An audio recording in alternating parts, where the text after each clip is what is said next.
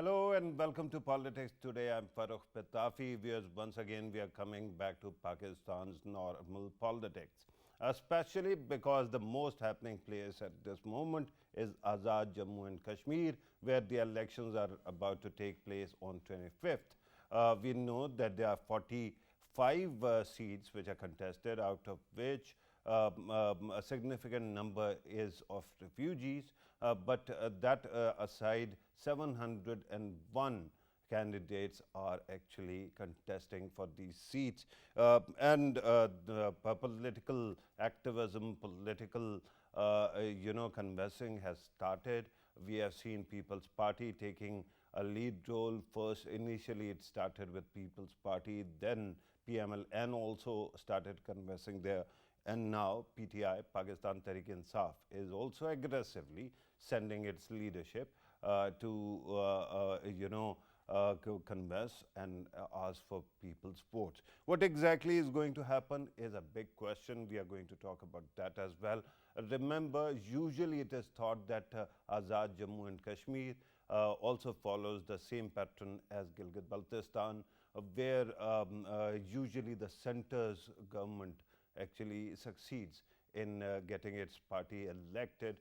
But again, it is very interesting because Gilgit-Baltistan only had three elections, but on the other side, it is in Kashmir, it is ninth election, and here political parties have their very robust presence. There are four major parties that are there, including People's Party, PMLN, and Pakistan Tehreek-e-Insaf, and Muslim Conference as well.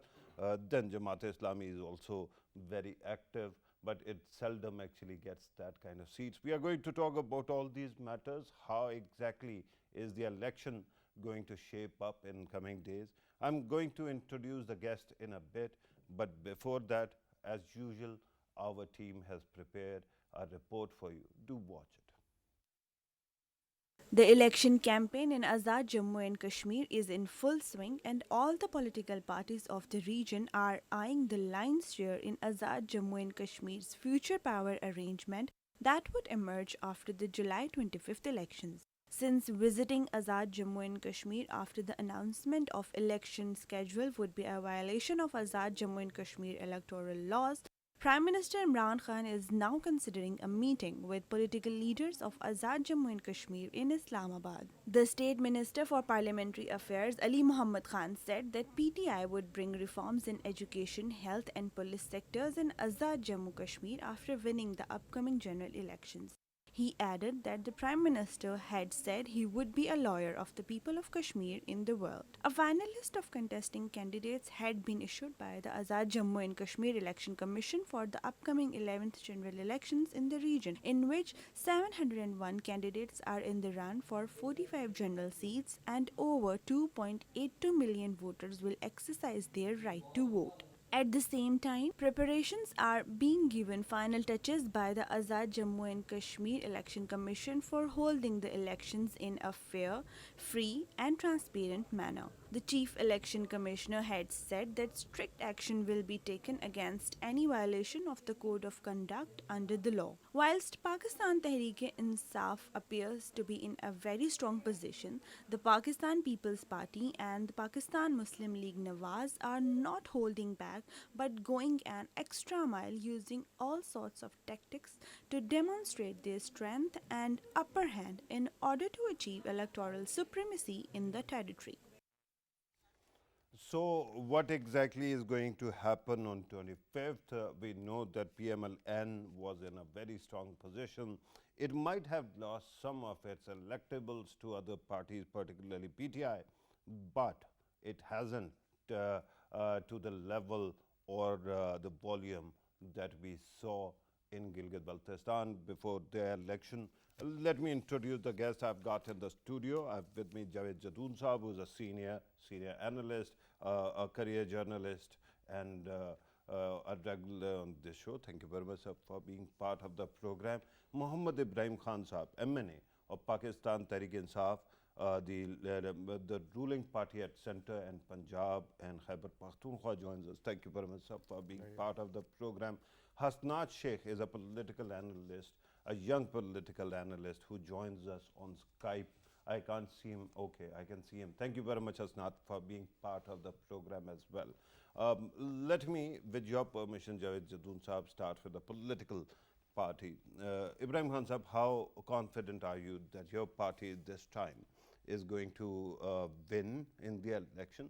And who is your prime ministerial candidate? Bismillah ar-Rahman ar-Rahim. First of all, keeping the previous history in mind, since Azad Kashmir is, due to the dispute over the occupied Kashmir and has not become united yet, so they're they come straight under the, administrative control of other than their, they don't have a provincial, status, but Right. they still have their they own. are a state and they have their they're a prime state, minister and right. president. Right. But at the same time, all the funding is, is done by the federal government. So keeping that in mind, I think there should not be any issue for, gaining all these seats, is because people tend to vote for the Federal government. federal government. Or party that is actually ruling the federal government. But Right. usually that might be so, although they have their own economic sources and they keep on exploiting them. But usually political parties, when they enter the fray, they have their prime ministerial or chief ministerial candidate nominated. Why is it that your party is not clear about that despite having a former prime minister as head of the party in the state? Right. Actually, I think Prime Minister Imran Khan always has sort of tried to bring in his own system or way of selecting people and making decisions. Right. Whatever fits the situation. Okay. At the particular moment, declaring your prime ministerial candidate is not going to serve party any good, because right now there could be more than one people who are aspiring for the premiership. So it's not wise to, declare the Yeah, premier. but usually in parliamentary democracy, political parties actually make clear who's going to be their prime ministerial candidate. It might be a concept might alien to have South been- Asia of late, but usually it is helpful. I understand, but at the same time, the leadership might have decided that who could be, but not announced it yet. Right, and we are going to explore that a little bit more later. But let me bring in Javed Jadoon Saab. Sir, your take on who's leading at this moment. If we judge by the number of participants in any rally, it seems that all the three major mainstream parties actually are attracting humongous crowds. Thank you very much, Farrukh. I think absolutely, because the elections this time around are different elections. In the past, of course, the ruling party in Islamabad used to have the edge, but I think no more, because we have seen the top leadership of all the major contesting parties are visiting the region, and which was not done in the past. The top tier leadership, in fact, the leadership is visiting, and I think they have the stakes. They know that competition is very stiff, despite the fact that the ruling party does have the edge, does have a little bit of advantage. But for this time around, I believe that it is going to be a tough competition, and Pakistan Tehreek-e-Insaf shouldn't take it for granted that they are going to win hands down, because the other two main political parties, and particularly the incumbent political party, is definitely, I think, going to give them the tough time. So let us see, but I think these are different elections. Do you think that the election competition is going to be neck and neck? You think that every candidate who wins is going to win by small margins? I believe so, Farrukh, because given the situation right now, I think still a couple of weeks to go. Yeah. But as of now, I believe that all major political parties, they do have this kind of a feeling that they have the chance to win the elections. So I think it's going to be the Right. very close contest, When it is a particularly between Pakistan Muslim League and Pakistan Tehreek Right. Insaf. When it is usually a competition between the incumbent or the previous government and the new, federal trend, we can understand who's actually leading or who's close. But where does People's Party stand in this? I think despite the fact that Bilawal Bhutto Zardari has made it a point to put his weight in the AJK elections, but I believe that they are trailing on the third position. Okay. The two main Distant or contenders close? seem to be. I don't think so. They are going to be really close as far as the two main parties, PMLN and PTI, are concerned. Right. Let me bring in Hasnat Sheikh also. Hasnat, your take on how elections are unfolding. And one, because you actually hail from that region, let me ask you, is the situation regarding COVID and law and order is all peaceful? And secondly, which party do you think has an advantage right now? Thank you for having me, first of all. I hope you can hear me loud and clear. Please go ahead. Okay. So, in context of Azad Kashmir, specifically about the COVID situation there, what we're seeing recently is a reboot in COVID cases. We have seen recently, unfortunately, a rise in 30%, and we owe it to this election and the kind of management that's been going on there. And because nationally, we've seen the lack of communication between the NCOC and Azad Kashmir government because of political reasons. I guess that is what's translating into the higher rates. And unfortunately, that is something the people of Azad Kashmir should regret, the government of Azad Kashmir should regret, and it is highly responsible for that. But coming to the point of specifically the electoral scenario in Azad Kashmir, the center always, in all elections prior to this, has had a role in Azad Kashmir's elections, not by direct interventions, not the way the opposition puts it in Azad Kashmir, not the way Maryam Nawaz says it in Azad Kashmir. But the center always has had a moral standing in the elections in Azad Kashmir. Comparing that with other political parties, the competitors in Azad Kashmir competing with PTI, they all are on a back foot. But while we are considering all these competitors, it would be unfair to deny local competitors to be counted in that, because in the last elections, the highest opposition seats were with the Muslim Conference, the de facto Muslim League before the Muslim League in Azad Kashmir. And the second highest seats were with People's Party and then with PTI. So this election will be a turnover. It will be a turnaround. It might be very neck to neck, as the honorable gentleman before me has already stated, but Pakistan's government has a role nonetheless. Right. I'm told Raja Mansoor is a leader of Pakistan Tehreek Insaf from that region. He also is contesting. Raja Sahab, thank you very much for being part of the program. Let me ask you about the issues that are important in the election this time. I'm told that unemployment or job creation is a huge issue. How is your party actually promising to take care of the matter? Well, Azad Kashmir literacy rate is very high. It's nearly 80%. I think it's above than any region in Pakistan. It's equal to Islamabad.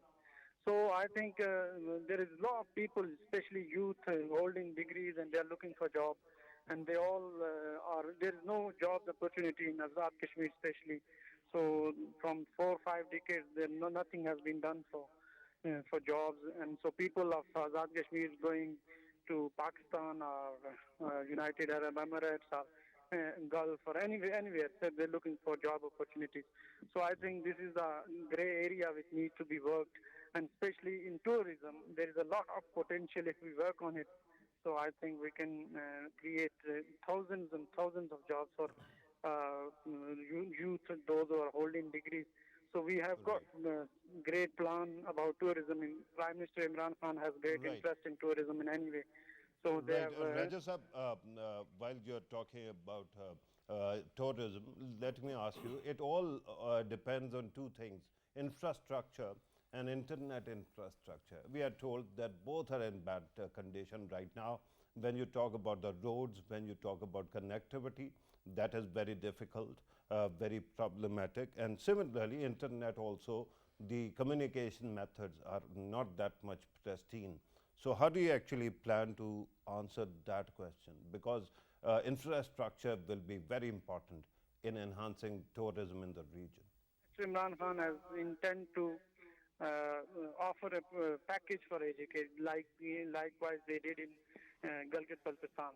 So I think if we can have a great package from Pakistan, so we can develop infrastructure in Azad Kashmir. And as you said, infrastructure is basic requirement for any tourist place. So once we go for infrastructure, the people from Pakistan and all over the world can visit AJK once infrastructure is up to that standard. So I think this is the only way we can attract people once infrastructure is done. Right, Raja Mansoor Sahab, thank you very much for your precious time.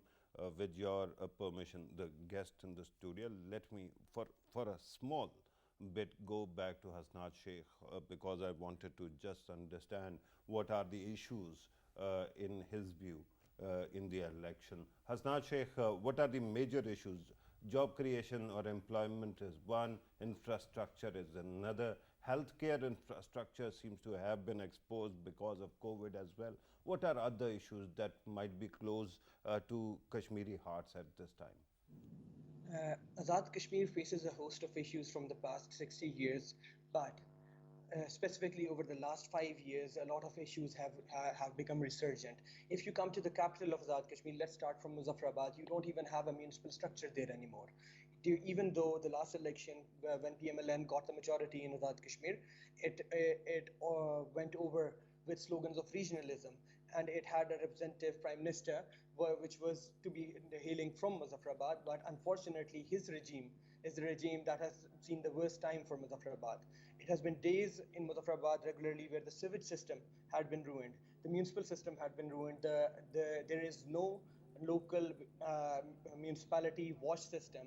The health sector is completely in turmoil. If you go near the ceasefire line, if you go near Lipa, which the PMLN government talked about and very dramatically about the people on the ceasefire line. If you go there, there's only one gynecologist, and I know her personally, for 21 villages.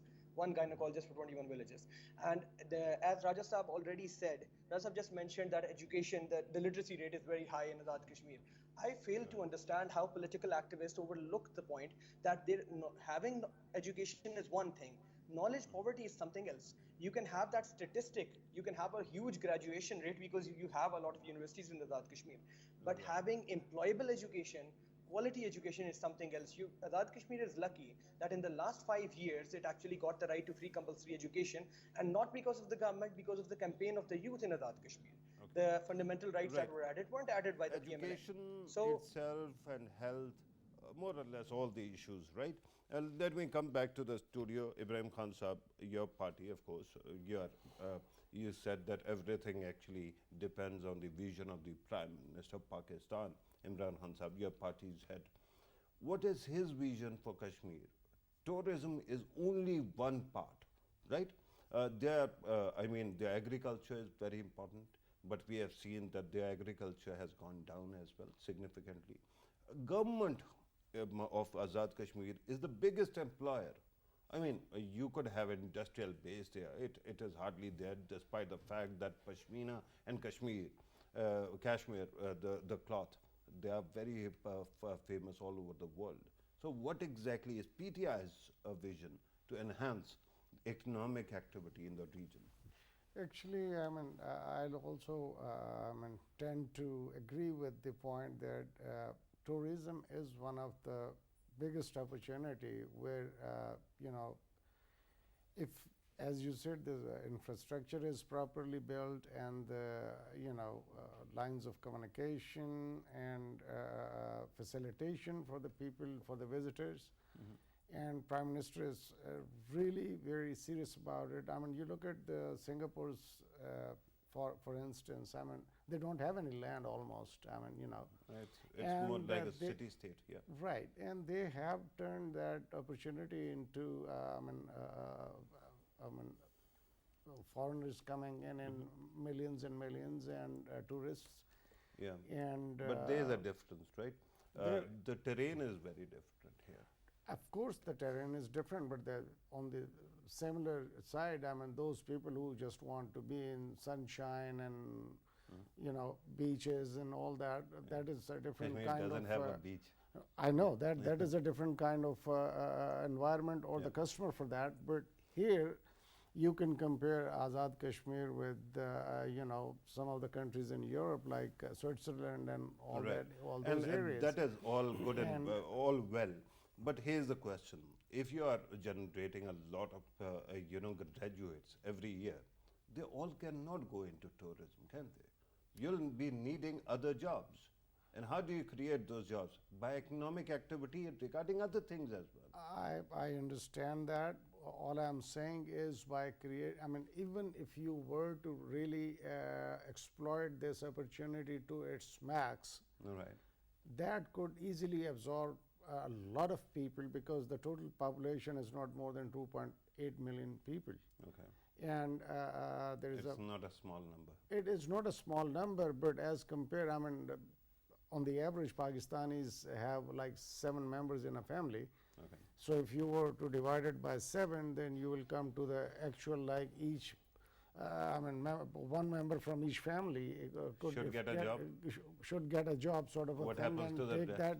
take that as a target. Okay. And you can, work on that. And I think there is a lot of potential in Azad Kashmir or GB and Right. these places. I have That visited. that is important, but of course, no state or no region can be one trick pony, right? You have to have many other options as well. Javed Jatoon Saab, economic activities, economic opportunities, and politics. How do you merge the two? Why is it that in the past 70 plus years, the political parties have not been able to create an economic activity zone in the state? Absolutely, Farrukh. I think, ironically, this has been the dilemma as far as AJK is concerned, and GB as well. We have been talking about developing these regions on modern lines, but I haven't seen any concerted, cohesive effort to give a new spur to economic activities in AJK and GB. And I think in today's world, in today's globalized world, economy plays the most pivotal role, plays the key role in fulfilling the aspirations of the people, because elections and everything is all about taking care of the interests of the people of that particular region or country or state. And people do expect from every government in Islamabad and in AJK as well that they would be, because Farrukh, we know that more than 60% people in Pakistan are the young people, less than 30 years of age. And I think that is a phenomenal kind of opportunity as well as a challenge for Pakistani government and the government in AJK. Because if you don't provide job opportunities, there's going to be discontent, and ultimately we know that there are enemy forces, our neighbor having a keen interest in whatever happens in Pakistan. Right. And I think there should be a very positive message. Even I would like to mention that any party, whichever party wins the election, they mustn't give an opportunity to New Delhi to cast aspersion over the electoral process in AJK. You bring up a great point, and that is about the optics as well, right? And the biggest problem at this moment is that political parties perhaps are not cognizant of the fact who is sitting on the other side of the LOC. And in that situation, attacking each other like they do at the center in provincial elections, by-elections, might not be that great an idea, because the more polarized Kashmir's environment is, the stronger space is there for anybody from without to exploit it. Absolutely. I think politics in Pakistan is a different thing, but politics in AJK is entirely a different ballgame. Then I think there are definitely certain sensitivities as far as AJK is concerned. We can talk about ameliorating the lot of the people of AJK, providing them jobs, and developing tourism. Tourist industry has phenomenal opportunities over there. I think some of the finest, some of the most beautiful places you find in AJK, more beautiful than anywhere else in the world. So the question is how we can develop the infrastructure. There are so many I think affiliated industries are going to be getting the boost if we start developing tourism and modern lines in AJK. I think that this is one sector. Even infrastructure creation itself creates Opportunities and great opportunities, absolutely, because there are absolutely. 14 industries which are Absolutely, absolutely. And I think Prime Minister Imran Khan does have a vision to develop tourism in Pakistan. He sees an opportunity for Pakistan. He believes that by developing tourism, the country can benefit. And but I think the million-dollar question is how we can develop the infrastructure. Right. Farrukh, if you have to travel all the way to AJK and those beautiful scenic places, you need to have a modern road, modern communication facilities, fast internet, and accommodation as well.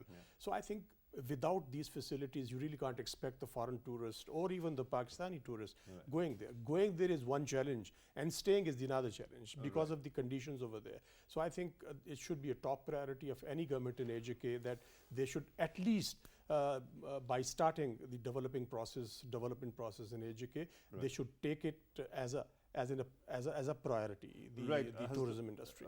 Hasnat, when we are talking about major political parties, there must be some contrasting visions that are there on display. What are their respective? I'm talking about the three major parties, People's Party, PTI and PMLN. How do their visions actually differ? And does it even matter, or is it only personality cult that counts right now? Amazing perspective to put on it. When we look at the parties, basically Pakistan's political parties, extensions or franchises in Azad Kashmir, you see a vast contrast. But the thing that you can see similar in every party is that they changed roles every few elections. So last election, 2016, Prime Minister Imran Khan's tweet was congratulating PMLN. Very beautiful of him, but he also mentioned that traditionally the party in the center wins in Azad Kashmir. This time around, Maryam Nawaz goes to Azad Kashmir and she goes a line further. And as you've already mentioned, we should always see who is on the other side of the ceasefire line. But Maryam Nawaz went to the extent to comment about the center, about Pakistan.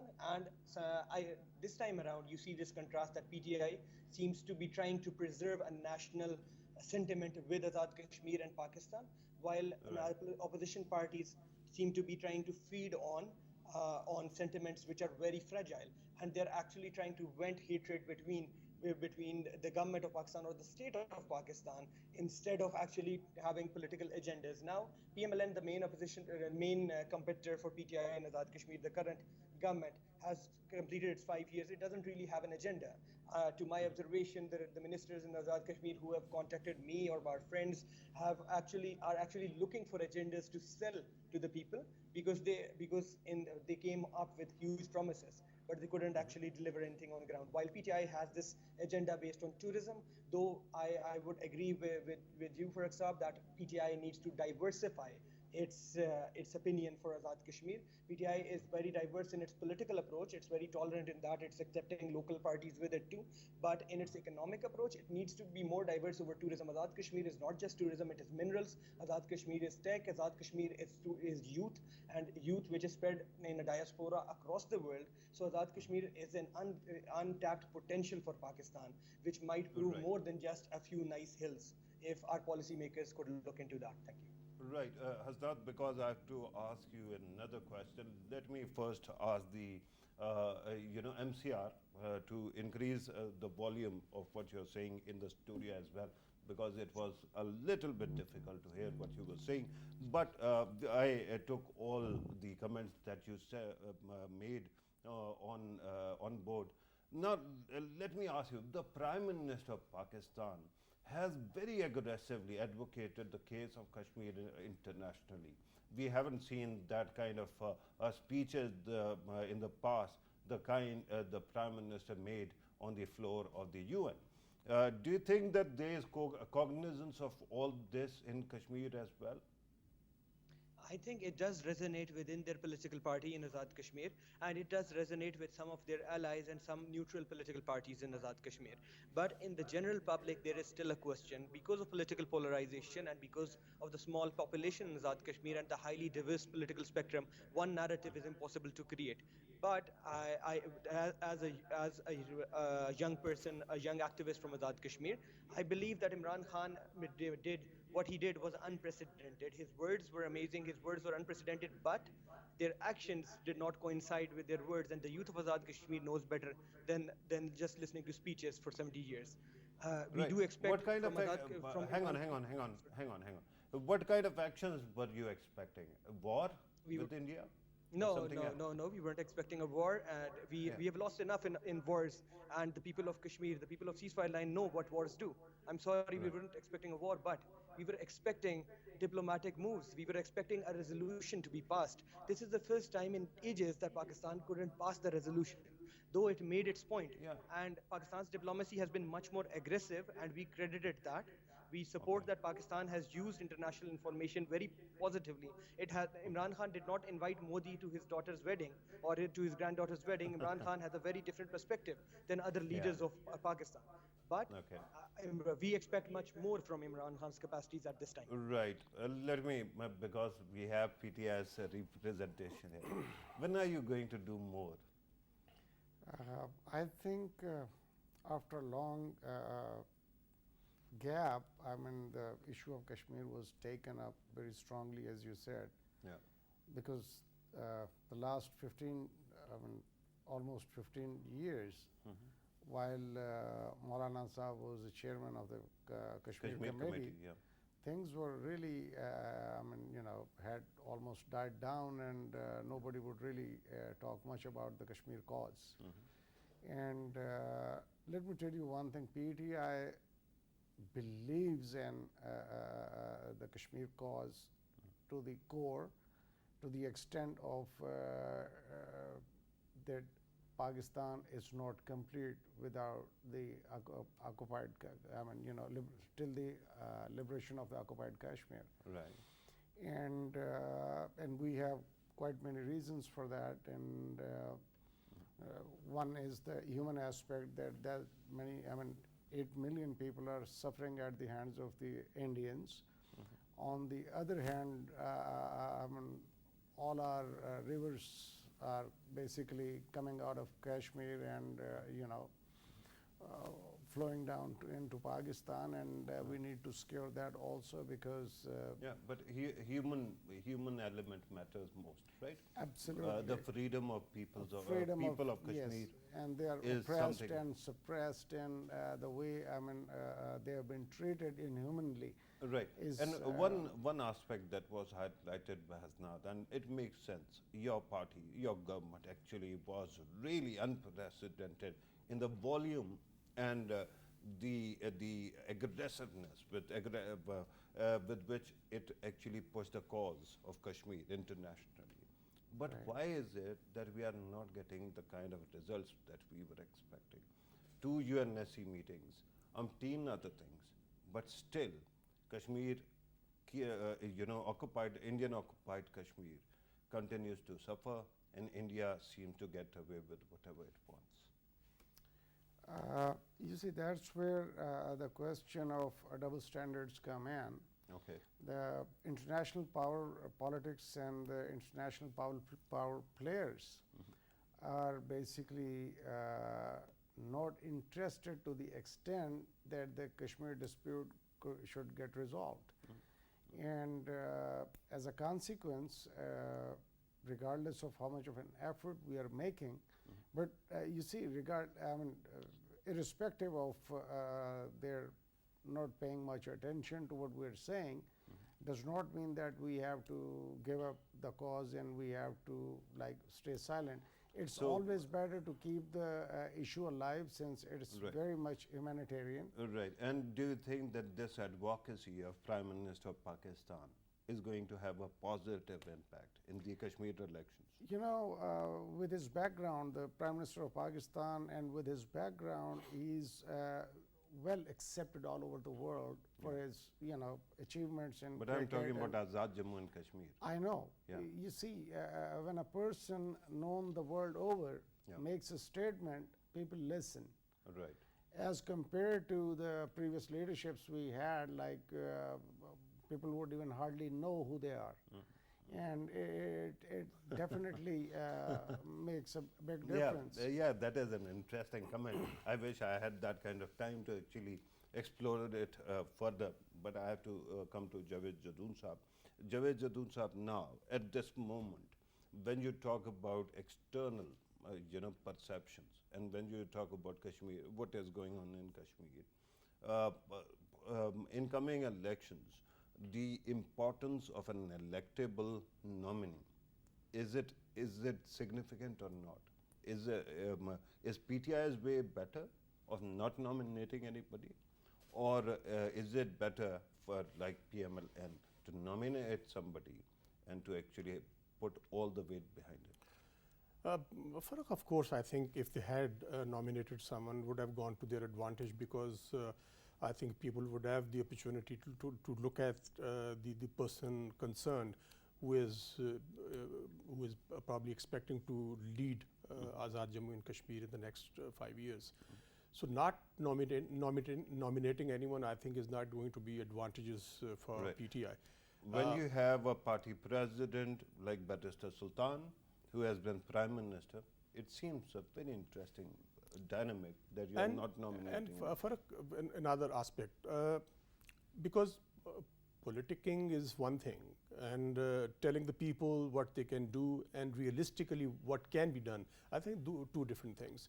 As was said that probably Kashmiris expected a bit too much from Prime Minister Imran Khan. Right. I think we really can't expect Kashmir dispute to be resolved in months or years. It has not been resolved in the last 7 or more than 7 decades, 74 Right. years. And I think whatever the government has done, Yeah. every government, I strongly believe that every government in Islamabad, be that PMLN, PPP or PTI, they have done diplomatically what could have been possible. But No, given but, the complexity, but one point that was very significant. During past 15, 16, 17 years, India has actually increased its importance, right? By using the demographic element and their connectivity and business opportunities. And Pakistan's diplomacy, perhaps because of the terrorism that was going on in the country, or perhaps because of the economic suffering, or perhaps lack of unity, it kept slipping away. So the capacity was going down. So whatever results or lack of results we are getting today might be because of that. I say quite possible, Farrukh. Yeah. Most probably we have not been able to build the kind of narrative, as you rightly pointed out, the anti-terror narrative, because Pakistan suffered a lot. Pakistan sacrificed more than 70,000 people, including the security forces, armed forces, etc. And we have not been able to sort of convince the world community that Pakistan is a victim. On the contrary, India always portrayed Pakistan as a perpetrator, not a victim. And despite the fact that we have been victim of terrorism, we have not, and we sided with the USA in the war on terror, and we suffered because of that. Not only in Pakistan, we suffered because of diplomatically as well. Afghanistan, we already have a very volatile eastern border. Now we are going to have another volatile border on the western front. And I think given these sacrifices, most probably I totally agree with you that our foreign policy has been found wanting. Right. Javed Jadoon Sahab, I'm told that we have to very quickly conclude the program. Thank you very much for your time, sir. Thank you very much for coming to the studios. Mohammad Ibrahim Khan, thank you very much, sir, for your participation. Hasnat, thank you very much for your valuable input as well, because the elections are going to take place on 25th. We are hoping in coming days we see more a dynamic debate on the expectation of the local people rather than the meta narrative of parties. This was today's program. Thank you very much for watching. Take care.